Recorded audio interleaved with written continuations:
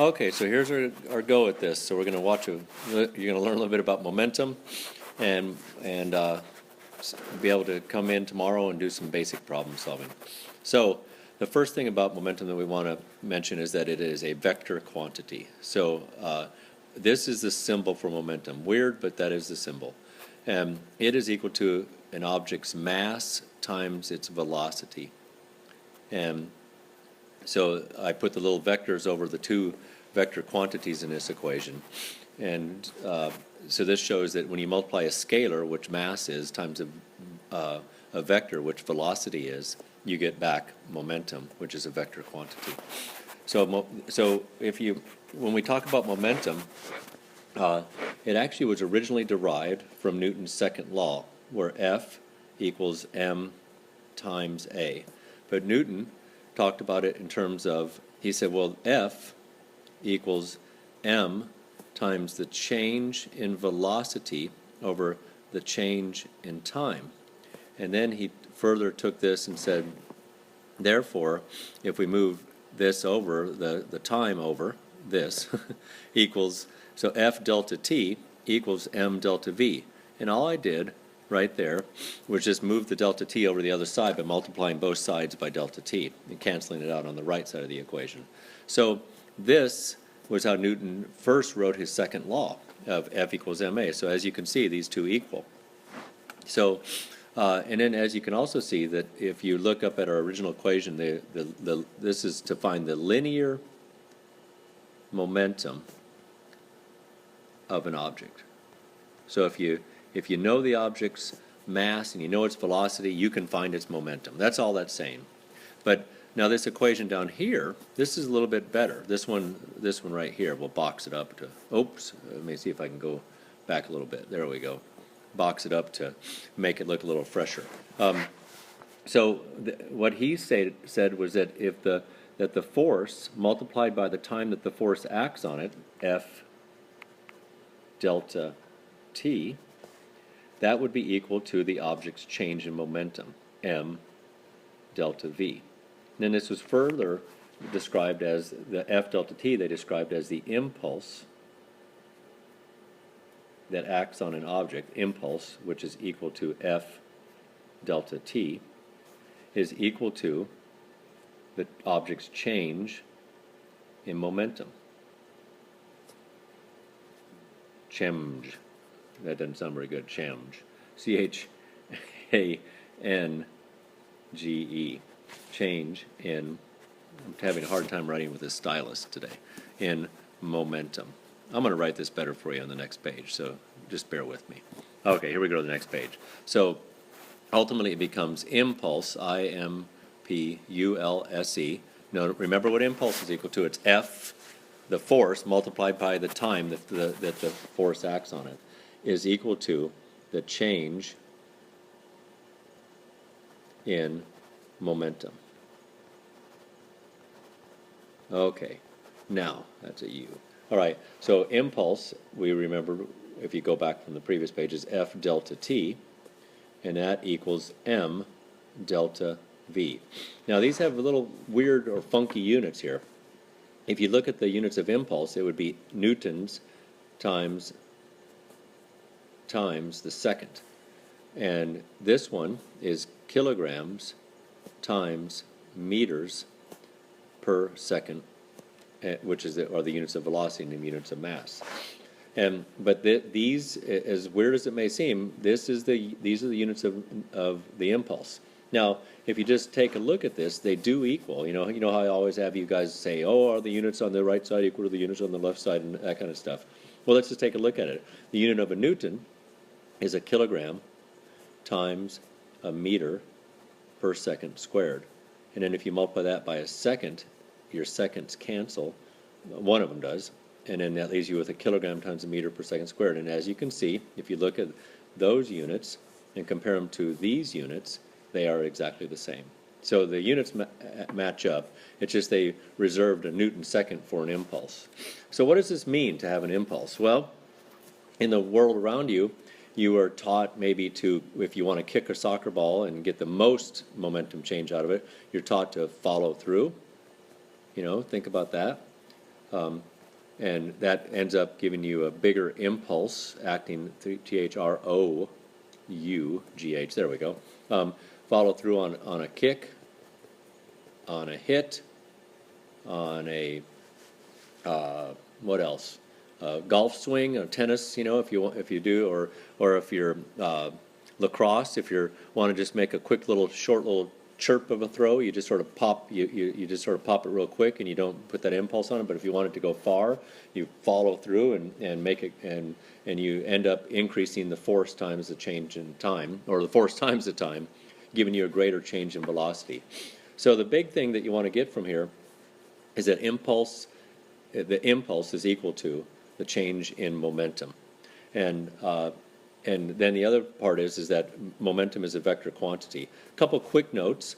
What happens if you have no velocity? So if you have no velocity, you have no momentum. So that's how it's a little bit different than inertia, if you want to think about it that way. Just taking a look at the linear momentum equation. So a skateboarder could have more momentum than a ship at dock. If you think about the difference in the masses, you say, oh, a huge difference in masses. But in this particular case, the ship at dock is at rest relative to the Earth, and the skateboarder is moving, so therefore he or she has more momentum. So, simple in that regard. The other thing that you want to think about is, what does it mean to be a vector quantity? So if you're a vector, that means you have magnitude and direction. So how does this work out to have magnitude and direction? So when we're talking about momentum and the impulse acting on it, well, let's take a look at some simple concepts here. So and I'll show you these as well, but I'm just going to get this in your brain so that you can start thinking about it. You know those green carts that we have in class, and how they have a little plunger between them with that little tab. Everybody knows what I'm talking about, because you've all played with them a little bit. And so if you put these two green carts together, and here's where you can see how it relates so closely to Newton's laws, and you were to push them together, and then you were to pop that little spring that releases the plunger, then what you would see is that this cart, and I'm going to say right now that these carts have equal mass, that this cart would go back with m times v in this direction, and this cart would go back with m times v in this direction. Now, what caused that change in momentum? Well, it was the force of the spring in the little plunger acting on the cart. But let's think about that. Well, this cart, let's call that cart A and cart B, and mass of A equal mass of B, right? So I said that earlier. So if you take a look at it from a different perspective, then the force times the time that acted on this cart is equal to the force times the time that acted on this cart. The only thing that would have to be valid here is that in order to abide by Newton's third law, we'd have to say that this force, we'll choose this force to be negative, because it's going in the negative direction for what we usually choose in math. So F times T, so what do we say F times T is? That's impulse, and the impulse causes a change in momentum. So we did get a delta V up here. I'm going to try to squeeze a delta in there for you. Didn't work very well, so I'm going to take them out. Okay, so that would be m delta V, because it started from rest. And so and of course, to cause a change in momentum, you have to have an acceleration, and in order to have that, you have to have a force. So the force times the time on cart A is equal to the force times the time on cart B. You can do that in another sense as well. Well, what if a ball were to come into a wall? Here it comes in with a velocity v, and then it hits. I'm going to displace the ball down a little bit so I can draw it. So after it hits, I'm going to say now it bounces off of the wall, and let's say it now has velocity, and it's a perfect collision, and it now has a velocity going in this direction. So what was the force that caused the change in momentum? Well, that would be the contact with the wall, and you could again. So this is the wall right here. I'm hoping that you see that. So this would be F delta T equal m delta V. Now again, here's a case where we're going to look at if we're going to choose this velocity on the top to be positive, and remember I just displaced it down so we could look at the image. then this one has to be negative. And if you look at the, oh, I wrote F delta V. Can you believe that? Okay, let's try that again. F delta T. There we go. All right. So if we look at it from this perspective, then the impulse, in this case, the impulse would merely be equal to, we don't know what F or T is, but we know what when we multiply them together, they end up equaling M times V final minus V initial. And I don't know if you can see this, but can you see that you would be adding together the velocities to get the total impulse on it? Because one's negative. So what happens when you take a negative velocity minus the initial velocity? So this is V initial, and this is V final after the bounce, right? If you can, you can see that that's going to be, you're going to sum those velocities together. So you're not subtracting them away, you're summing them. So, okay, well, let's see. In terms of, that's 11 minutes in, and I wanted to try to keep this pretty simple. I'll see if I can get a little bit more in here. Oh, let's talk about collisions. Let's go to the last page, and we're going to talk about collisions. So whenever you have collisions between two objects or more objects, you get momentum transfer. And a very simple case is just, for